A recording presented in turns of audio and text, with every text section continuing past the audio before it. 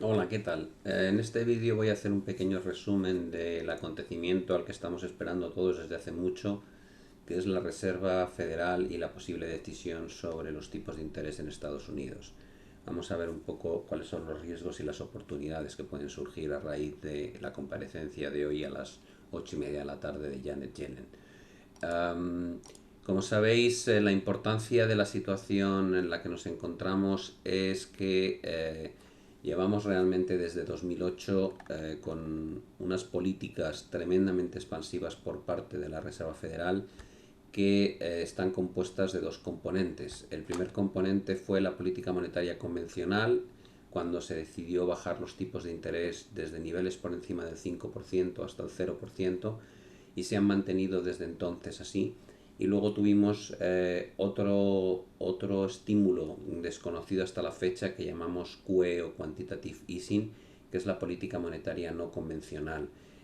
Consistía básicamente en un programa de compra de bonos soberanos con el fin de abaratar el coste del dinero a plazos largos.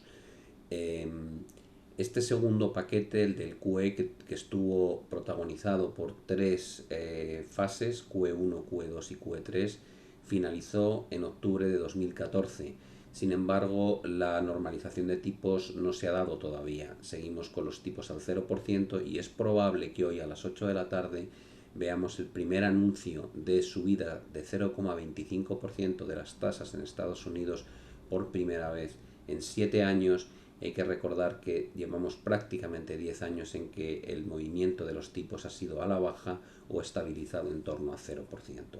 El siguiente gráfico muestra esto, como podéis apreciar la evolución del SP500 desde el año 97 y la política monetaria que ha llevado a cabo la Reserva Federal es bastante distinta de lo que hemos vivido recientemente. En la fase final de la década de los 90 los tipos de interés fueron gradualmente situándose cada vez más altos hasta que finalmente se produjo el pinchazo de la burbuja.com, lo cual llevó a la Reserva Federal de nuevo a estimular la economía con una actuación bastante agresiva de bajada de tipos desde niveles del 6,5 a niveles del 1%.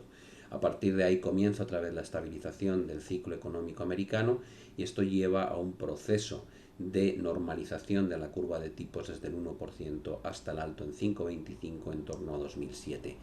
Después de este movimiento, el mercado americano entra otra vez en una situación muy delicada. Se produce la quiebra del sistema financiero americano, el estallido de la burbuja inmobiliaria y de nuevo la Reserva Federal actúa con celeridad moviendo los tipos de interés desde el 5,25 hasta el 0%. Al no tener más margen de estímulo una vez los tipos están al 0%, promueve un nuevo tipo de estímulo no convencional que llamamos QE1, QE2 y QE3 y que lanza sucesivamente a lo largo de los años 2009 y 2010, 2011 y 2012-2013. Como podéis apreciar, estos programas de estímulo son los que han vencido ya, pero todavía nos mantenemos, pese a que el mercado americano cotiza cerca de máximos históricos, con políticas monetarias tremendamente expansivas al no haber modificado el nivel de tasas desde lo que teníamos en principios del 2009 hasta la fecha actual.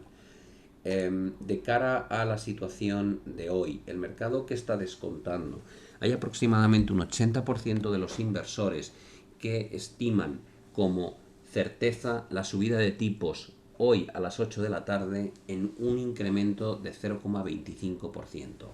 ¿Qué significa eso?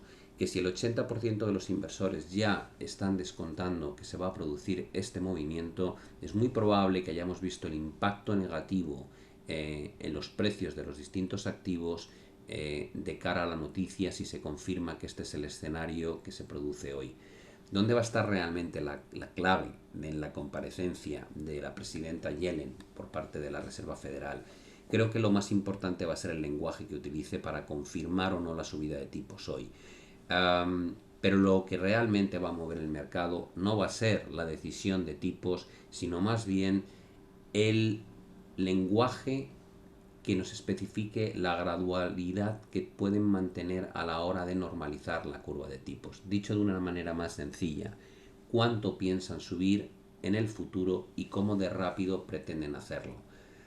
Es evidente que los inversores deben de estar preocupados ante la normalización de la curva de tipos si atendemos a cómo han sido los ciclos de subidas de las tasas a lo largo de las últimas 4 décadas.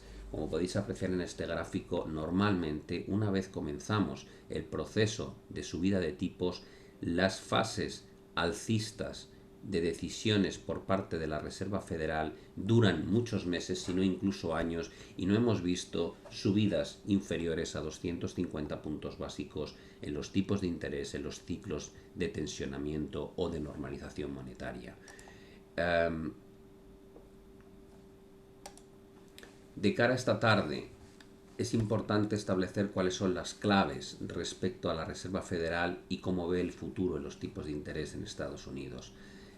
Sabéis que todos los consejeros de la Reserva Federal rellenan una hoja de previsión de tipos con la idea preconcebida de dónde creen, dada la situación económica y la posible evolución que tengan las variables de inflación, crecimiento y desempleo, dónde ven que van a estar los tipos de interés para finales de los años sucesivos, es decir, diciembre de 2016, diciembre de 2017 y diciembre de 2018.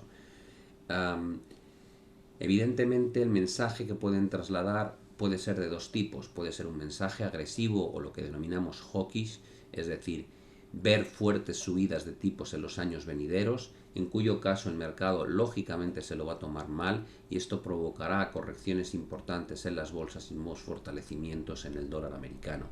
Pero también podemos ver un mensaje que normalmente es el que acompaña las comparecencias de la Reserva Federal, que sea suave o dovish, es decir, que no tengan previsión de subir mucho los tipos de interés en el futuro, y en ese caso el mercado, a pesar de que suban tipos hoy, probablemente se lo tomará bien.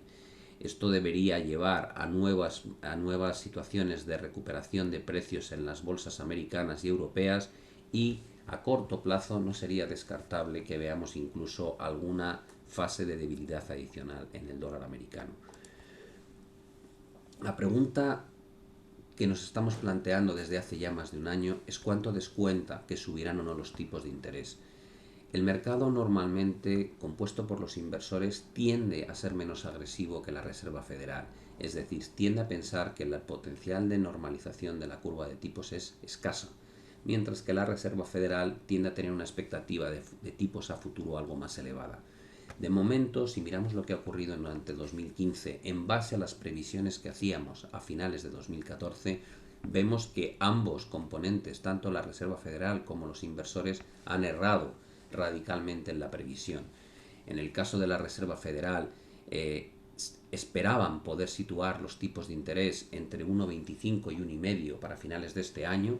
Esta era su opinión en diciembre de 2014, y el mercado esperaba que los tipos para finales del año no pasasen del 1%.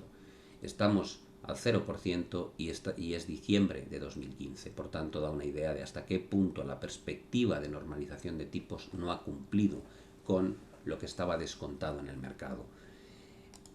La pregunta ahora es qué posible cambio en las previsiones podemos ver de cara a los próximos 3 años. Como decía antes, la probabilidad de subida está tasada en aproximadamente un 80% de que suban 0,25% esta tarde. Pero más importante que eso va a ser la previsión que muestren los consejeros de la Reserva Federal de cara a finales del año que viene. Hay muchas casas de inversión que están modificando dicha previsión y están reduciéndola. En principio, la última vez que compareció Yellen y dio una idea de dónde ven los tipos para diciembre de 2016, hablaban del entorno de niveles de 1,30-1,40%. Lo más probable es que revisen ese nivel hacia la zona más cercana a 1,10-1,15%. Sin embargo, sigue siendo un nivel muy elevado, ya que los inversores creen que los tipos estarán para finales del año que viene en tan solo niveles de 0,50%, que hay un gran hueco o gap existente entre la previsión del mercado y la previsión de la Reserva Federal. Para 2017, la Fed es probable que sitúe la evolución de los tipos de interés en torno a niveles de 2,5%, rebajando 0,25 la expectativa que tenía antes. pero es que los inversores solamente creen que los tipos estarán para entonces en 1,35%. Y para finales de 2018 la Reserva Federal es posible que también modifique su visión del 3,5% que mantenía hasta ahora hacia la zona del 3,25%, pero en este caso los inversores piensan que los tipos solamente podrán estar al 1,75%.